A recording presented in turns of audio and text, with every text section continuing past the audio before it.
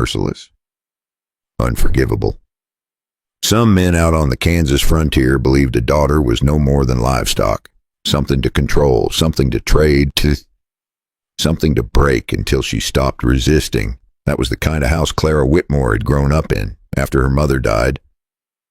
Silas Whitmore had only grown worse, harder, meaner, and far too interested in making sure Clara never laid claim to anything that might one day be hers.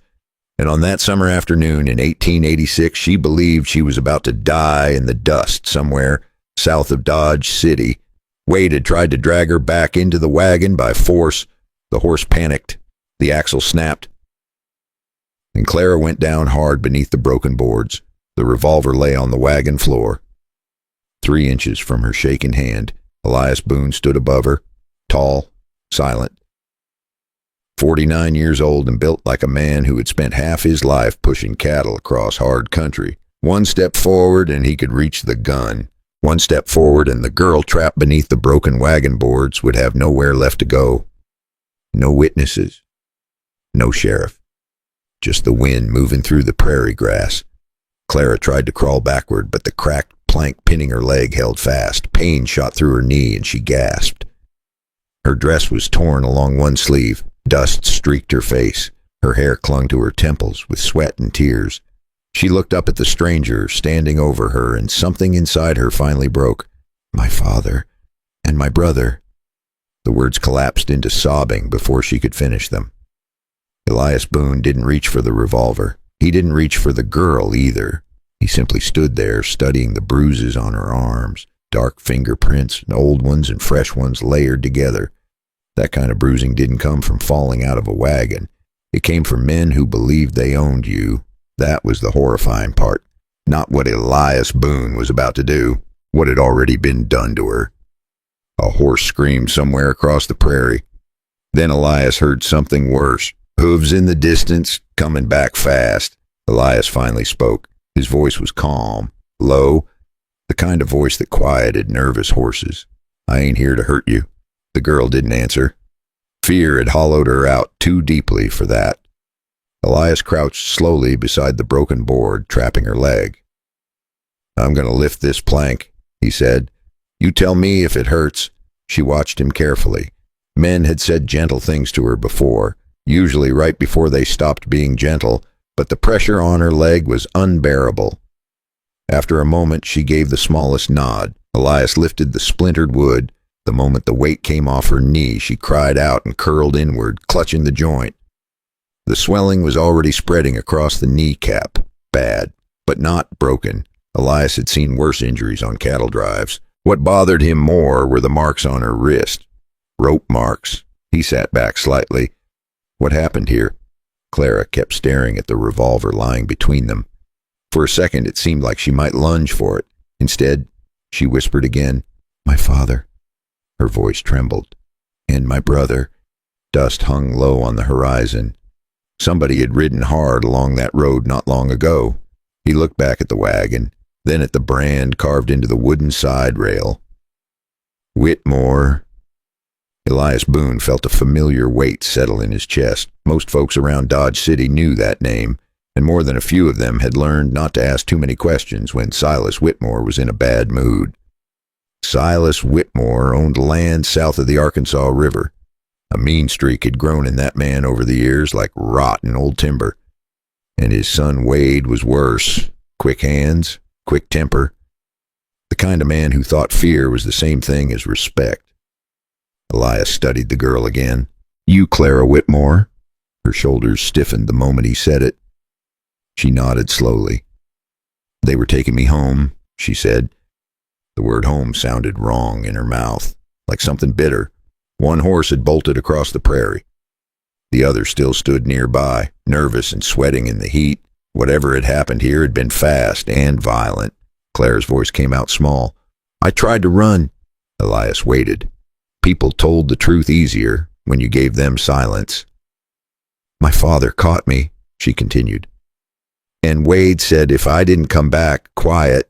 She stopped speaking. Her eyes drifted again to the revolver lying on the wagon floor.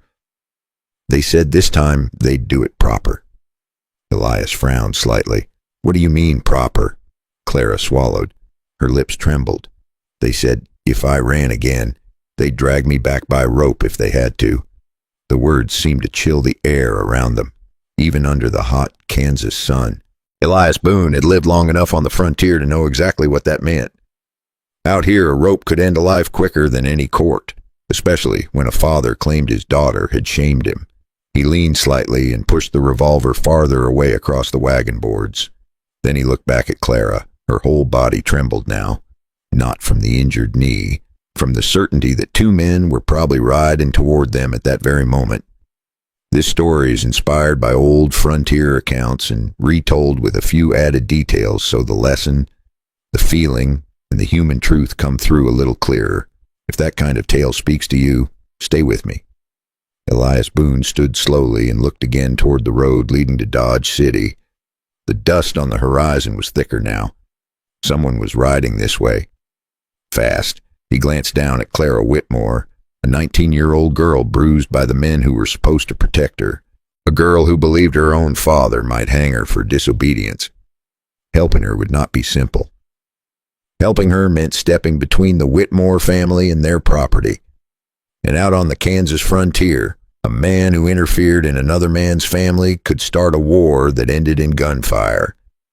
Elias Boone rested his hand on the wagon rail and looked once more toward that rising cloud of dust. If those riders were Silas Whitmore and his son Wade, then they would arrive within minutes, and when they did, they would expect to take their daughter home. The real question was not whether Clara Whitmore was in danger. That much was already clear. The real question was something else entirely. Would Elias Boone step aside like most men would, or would he stand between a terrified girl and the two men who believed they owned her life? Elias Boone didn't move right away. He stood beside the broken wagon, eyes fixed on the dust rising along the road to the south. It was faint, but it was there. Someone was riding hard. Clara saw it too. Her fingers tightened around the edge of the wagon board. "They'll come back," she whispered. Elias looked down at her. "Maybe," he said. He walked a few steps out into the road and studied the tracks. 2 horses, heavy animals, ridden fast, the kind of riding a man does when he's angry and sure he owns the ground in front of him. Elias had seen that kind of riding many times. Usually it ended badly for somebody. He came back to the wagon. Clara was trying to stand, but the moment she put weight on her leg, she nearly collapsed. Elias caught her arm before she hit the ground. She flinched hard. He let go immediately. "Easy," he said quietly. "You ain't steady yet." For a moment, neither of them spoke. The prairie stretched silent around them. Then Clara asked something that surprised him. "You know my father?"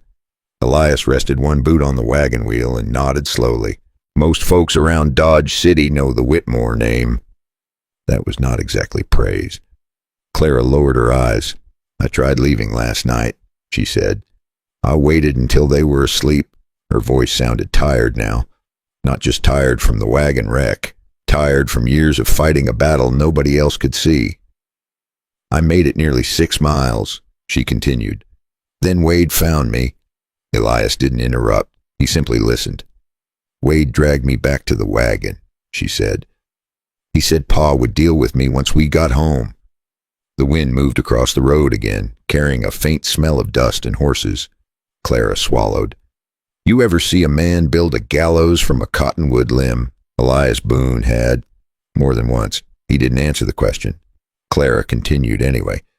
"Wade said Pa was tired of me embarrassing the family." She wiped her cheek with the back of her hand.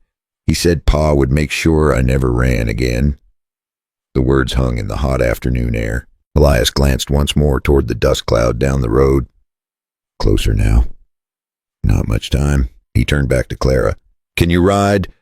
She blinked in surprise. "You mean leave? That's usually what riding does," Elias said. For the first time, a small spark of life flickered in her tired eyes, but it faded quickly. "They'll follow," she said. "They always do." Elias shrugged slightly. "Men like your brother usually ride hard at first," and he said. "Then they get careless." Clara studied him carefully now. "You talk like you've dealt with men like him." Elias gave a short breath that might have been a laugh. Most men out here are some version of him, he said. He walked over to the horse, still tied near the wagon, and checked the saddle. Good leather, still tight. The horse was nervous, but sound. Clara watched him work. You ain't afraid of my father, she said. Elias tightened the cinch and shook his head. I didn't say that. He led the horse closer to the wagon. Fear was a useful thing on the frontier. Only fools traveled without it. But there was another thing a man learned after enough years out here. Some fights came looking for you, whether you wanted them or not. Clara tried standing again. This time Elias offered his hand. She hesitated. Then she took it. Slowly she pulled herself upright. Her injured knee trembled, but held. Elias helped her swing carefully into the saddle. She winced, but managed it. Once she was seated, she looked down at him with a strange expression. You could just leave me, she said. A lot of men would. Elias rested his arm on the saddle horn. That's true, he said. Clara studied his face as if trying to figure out what kind of man stood in front of her. The dust cloud on the road thickened again. Riders were coming. No doubt about that now. Clara saw it, and her shoulders tightened. That's them, she whispered. Elias followed her gaze. Two shapes were beginning to form inside the dust. Two horses, two riders, riding fast and straight toward the broken wagon. Elias stepped back and untied the reins. You ever been to Dodge City? He asked. Clara shook her head. No. Well, Elias said calmly, you're about to... He placed the reins in her hands. For now, we ride north. Clara looked once more at the approaching riders. Fear washed across her face again, but this time there was something else mixed in with it. Hope. She turned the horse slowly toward the road leading north. Elias climbed onto his own horse beside her. The prairie wind picked up again. Dust rolled across the empty land. Behind them, the two riders were getting closer every minute. Clara took a breath and held the reins tight. Elias glanced toward Dodge City in the distance. A long ride ahead, and trouble waiting on the other end. Now, before we ride further into this story, let me ask you something real quick. If you enjoy stories like this from the old American West, consider subscribing to the channel so you don't miss the next one. And while you listen, maybe pour yourself a cup of tea or coffee and settle in for a bit. Tell me something in the comments. What time is it where you are right now? And where in the world are you listening from tonight? I always enjoy seeing how far these frontier stories travel. Now the dust behind Elias Boone and Clara Whitmore kept rising. Two riders were gaining ground, and neither of those men believed Clara Whitmore had the right to run. Elias Boone and Clara Whitmore rode north with the dust still rising behind them. The two riders in the distance were not slowing down. If anything, they were gaining ground. Clara kept looking back over her shoulder every few seconds. Fear had a way of doing that to a person. It made the road ahead disappear while the danger behind grew larger and larger. Elias noticed it. You keep twisting like that, he said calmly. You'll fall right off that saddle. Clara forced herself to face forward again. I'm just making sure, she said quietly. Elias didn't answer right away, and he already knew what she was making sure of. She was checking how close her past was getting. But Dodge City was still several miles away, and the men chasing them had strong horses. Clara shifted carefully in the saddle. Her knee was stiffening. Pain had a way of creeping back after the first rush of adrenaline faded. You think they'll shoot? She asked after a moment. Elias glanced toward the dust cloud behind them. Your brother might, he said. Clara lowered her eyes. That sounds about right. They rode in silence for another minute. The only sounds were hooves against dirt and the distant cry of prairie birds. Then Clara asked something unexpected. Why are you helping me? Elias didn't answer right away. He had heard that question before in different forms. Out on the frontier, people often wondered about a man's reasons, especially when kindness appeared where none had been expected. Finally he spoke. Because I once kept quiet when I shouldn't have. Clara looked over at him. He kept his eyes on the road. My sister married a man years back, Elias continued. People said it wasn't my place to interfere. His voice stayed steady, but there was old weight in it now. She died young, he said. Bruises not so different from yours. He breathed once through his nose. I was too far away by the time I understood what silence had cost. Clara said nothing. She did not need more than that. Some truths were easy to recognize once you had lived inside pain long enough. The dust behind them grew thicker. Clara looked back again despite herself. Two riders were clearly visible now. Even from that distance she knew who they were. Wade Whitmore rode like a man chasing stolen cattle, fast, aggressive, certain he would get them back. Beside him rode Silas Whitmore, her father. Clara's stomach tightened. "He won't stop," she whispered. Elias nodded slightly. "I believe you." They reached a fork in the road where a narrow trail cut west toward the river. Elias slowed his horse. Clara looked confused. "Dodge City is north," she said. "It is," Elias replied. "But men like your brother expect straight roads." He turned his horse down the western trail. Clara followed carefully. The path wound through taller grass and shallow dips in the land. From the main road, the trail would be harder to spot. For a few minutes, neither rider spoke. The prairie wind carried the smell of water now. They were nearing the Arkansas River. Clara finally asked another question. "You live out here alone?" Elias nodded. "Ranch sits a few miles past the river. You ain't worried they'll find it?" Elias shrugged slightly. "If they do, we'll deal with that when it happens." Clara studied him quietly. Most men she'd known either shouted their confidence or hid behind it. Elias Boone carried his the way an old cowboy carried a worn hat. Simple, practical, not something he felt the need to show off. They reached the river crossing just as the sun dipped lower toward the horizon. The water ran slow and muddy across the rocks. Elias rode through first. "Yeah." Clara followed. Cold water splashed against the horse's legs and the sound echoed along the bank. On the far side, Elias stopped and looked back toward the plains they had crossed. Dust still hung in the distance, but the riders were no longer easy to see. The river crossing had likely slowed them. Clara let out a small breath she'd been holding all afternoon. "For a minute, I thought they might catch us." Elias glanced toward the fading light. "They still might." Clara's shoulders tensed again. Elias gave a small half-smile. "Relax," he said. "You've already outridden them once today." She almost smiled back. Almost. They rode the remaining distance in the quiet gold of early evening. Low hills began to rise from the prairie. A small line of fencing appeared ahead, then a barn roof, then a simple ranch house sitting alone against the wide Kansas sky. Elias Boone slowed his horse. "That's my place, bye," he said. Clara stared at it with a strange mix of relief and uncertainty. "You sure it's all right for me to be here?" Elias answered without hesitation. "For tonight. It's the safest place I know." He did not know yet that safety had already been here and already ridden away. They rode through the gate and into the yard. For the first time that day, Clara Whitmore felt something close to safety, but inside the quiet of that ranch yard, another problem was already waiting. Because the moment Elias Boone stepped down from his horse and turned toward the house, Clara noticed something that made her blood run cold. 2 fresh horse tracks already in the dirt. Elias Boone froze the moment Clara spoke. 2 fresh horse tracks cut across the dirt in front of his barn. They were deep, heavy horses, and they were recent, very recent. Clara slid slowly down from the saddle, her injured knees stiff but holding. Her eyes stayed fixed on the ground. "They found us," she whispered. Elias crouched and studied the tracks carefully. The prints were wide and sharp. The soil had not even begun to dry yet. Whoever made them had arrived not long ago, but something else caught his attention. Only 2 horses had entered the yard, and only one set of tracks led back out. Elias stood slowly. Clara saw the change in his face. "What is it?" she asked.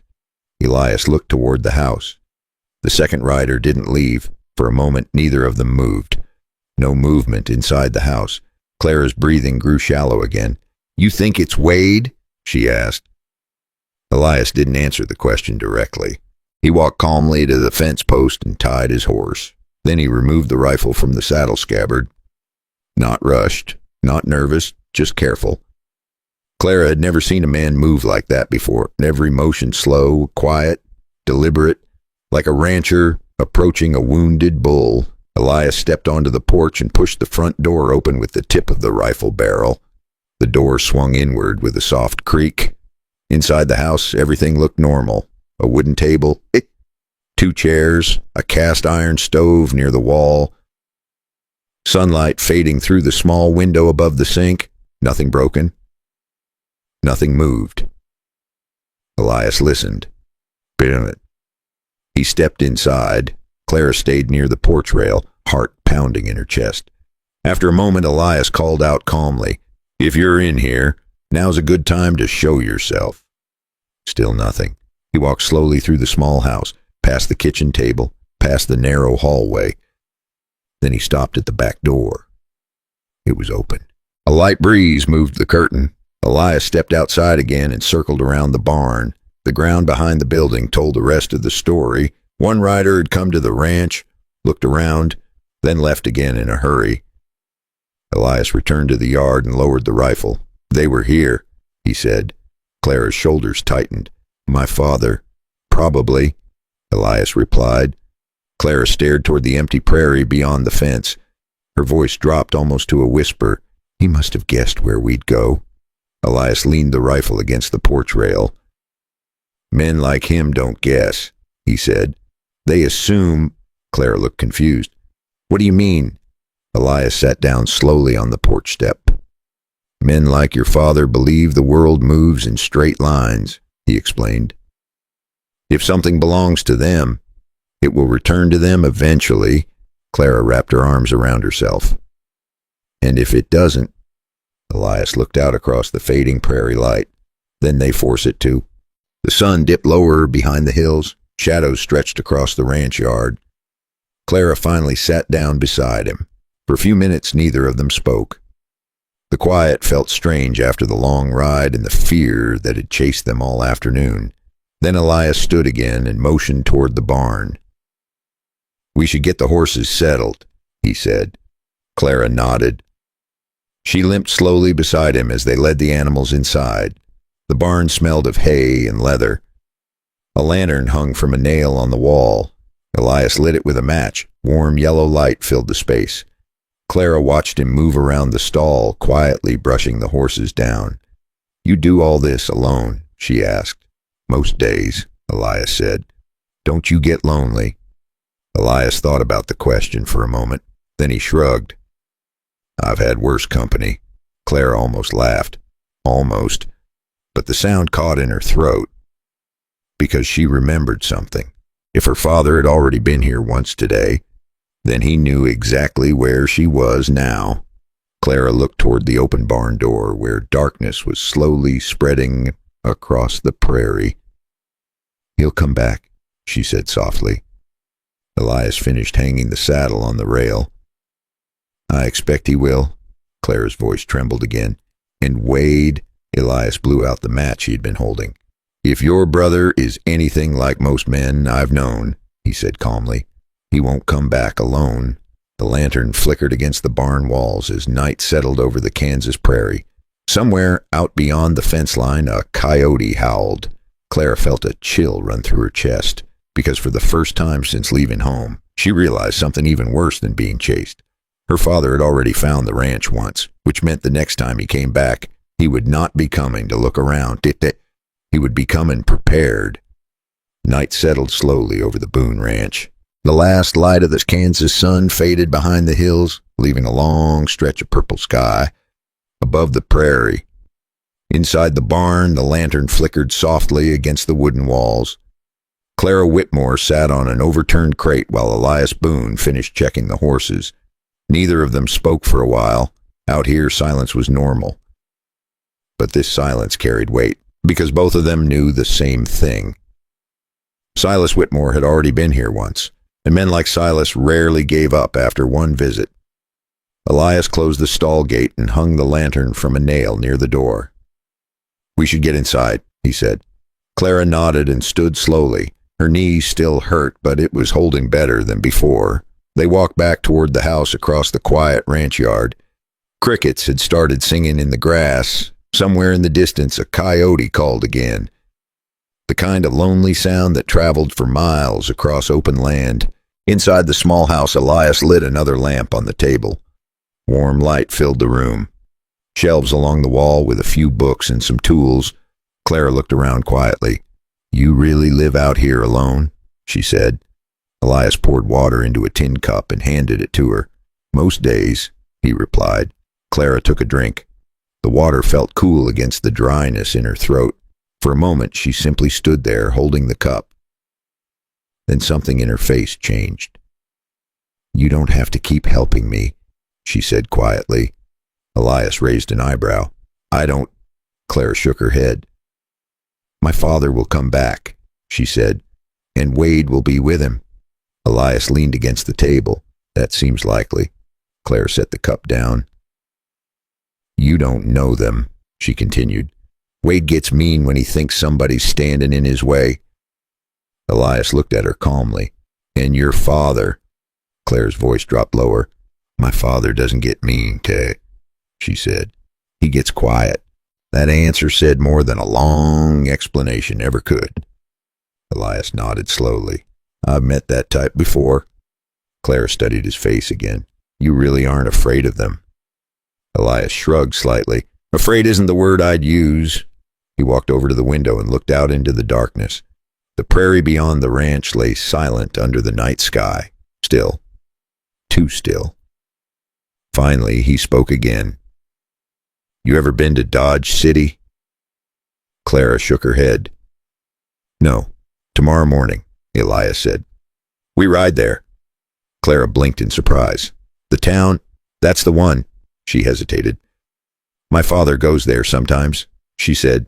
"Exactly," Elias replied. Clara frowned slightly. "I don't understand." Elias turned back toward her. "Your father wants control," he explained. "He wants you quiet and back under his roof." Clara nodded slowly.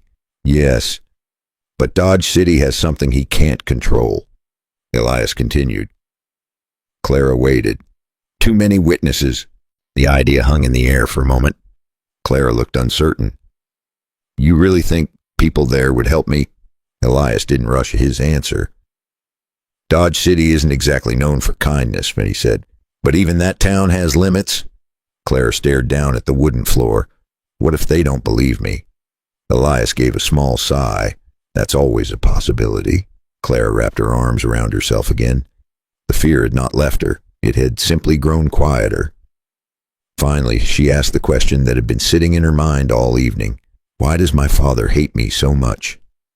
Elias didn't answer right away. Instead, he reached for the lantern and adjusted the flame slightly. Then he spoke in the calm voice of a man who had spent years watching people ruin their own lives. "Men like your father don't hate daughters," he said. "They hate anything they can't control."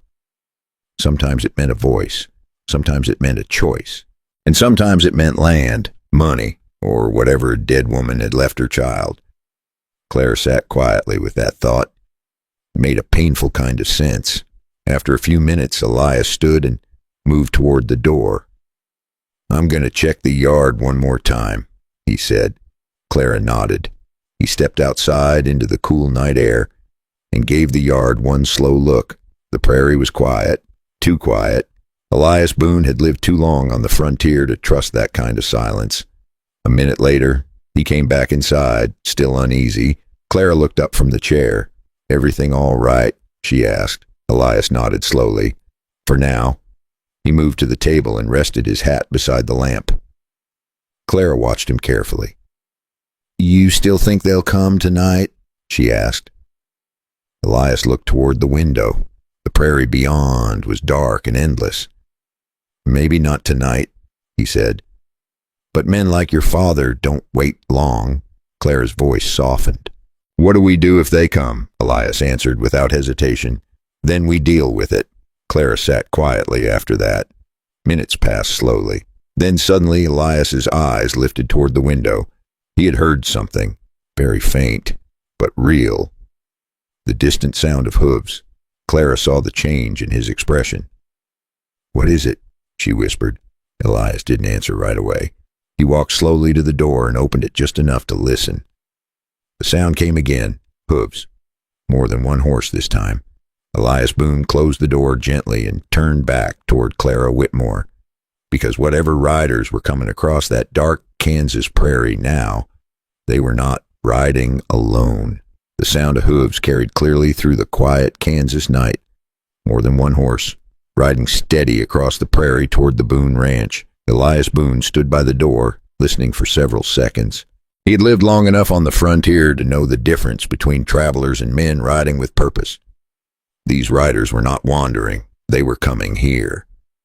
Clara Whitmore watched him from the chair by the table. Her hands tightened slowly together.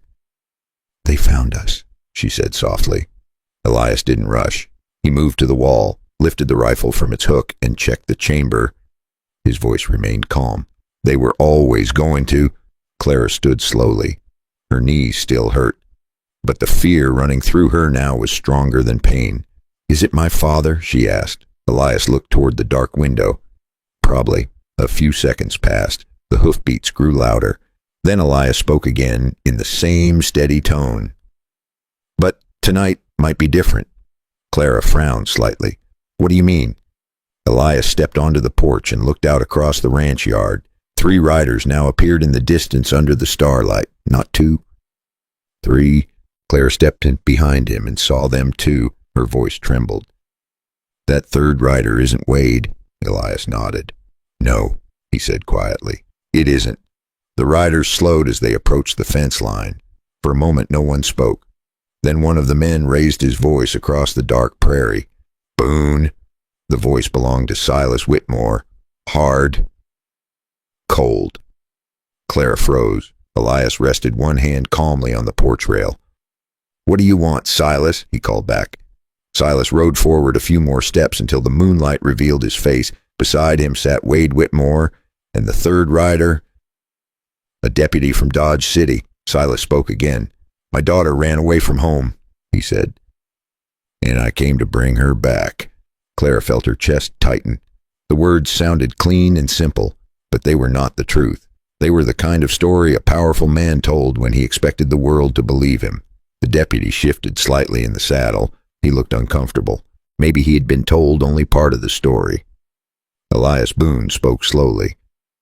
"Clara doesn't want to go back." Silas laughed once, a dry sound. "Daughters don't decide those things," he said. Clara stepped forward onto the porch before she even realized she was moving. Her voice shook. "I ain't going back." The words surprised everyone, maybe even her. Silas stared at her for a long moment. Then he said something that revealed the kind of man he really was. "You already embarrassed this family once today," he said. "Don't make it worse." Clara felt the old fear rise inside her chest, the fear she had lived with for years. But something had changed during that long day across the prairie. She was not standing alone anymore. Elias Boone didn't speak loudly. He didn't threaten anyone. He simply said one quiet sentence. "She stays." Silas Whitmore looked at him with the kind of anger only pride can create. "You want trouble, Boone?" Elias shrugged slightly. "Not particularly." A long silence followed. The deputy cleared his throat. He looked from Silas to Clara and then to Elias. He did not look like a brave man. He looked like a man who knew trouble when he saw it and did not want it on his boots. Finally, he spoke.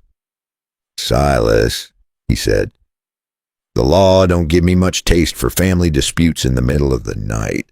He shifted in the saddle and looked at Clara again. "But I ain't dragging a grown girl out of a man's house if she's saying no in front of witnesses."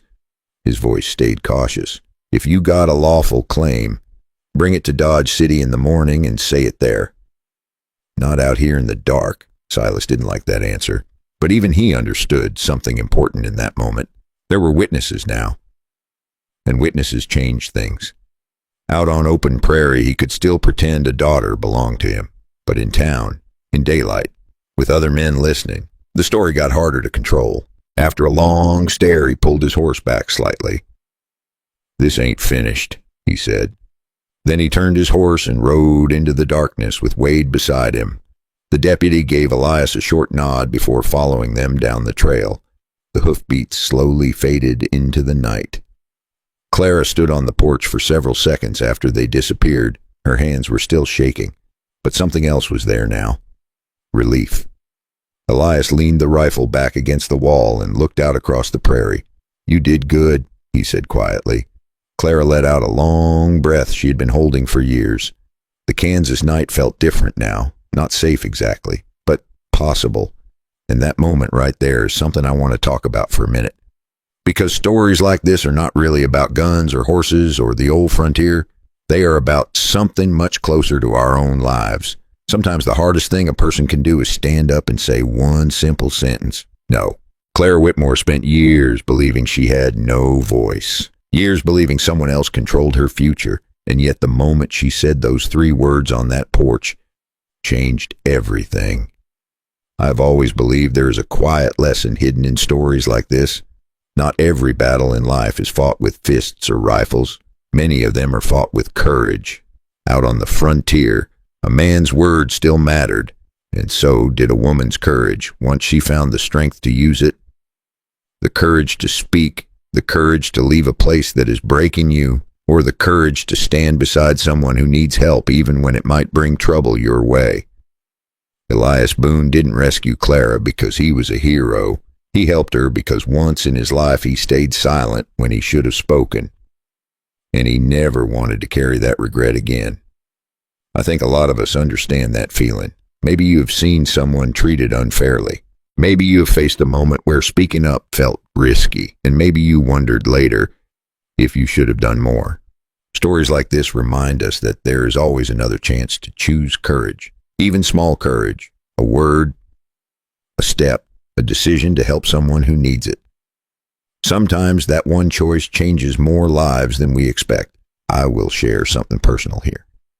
When I tell these old frontier stories, I'm not just talking about the past. I think about the people listening, men and women sitting somewhere late at night, maybe with a cup of coffee, maybe after a long day of work, maybe carrying struggles nobody else sees. And I believe stories matter because they remind us that people have always faced hard roads, but they kept going. If this story made you think about courage in your own life, I would truly appreciate it if you leave a like on the video. It helps more people find these stories and keeps this channel growing.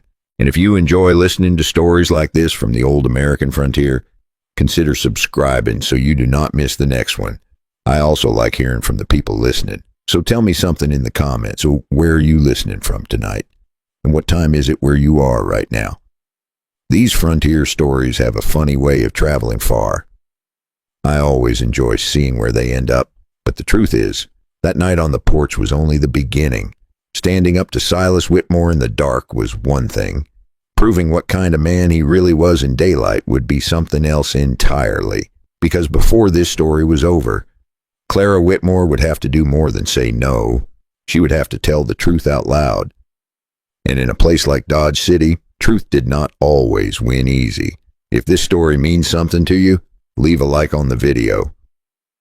And if you enjoy these old frontier tales, subscribe and stay a while. Now tell me in the comments, what time is it where you are?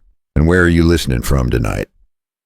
'Cause come morning, Elias Boone and Clara Whitmore were riding into town, and the next fight would not be on open prairie.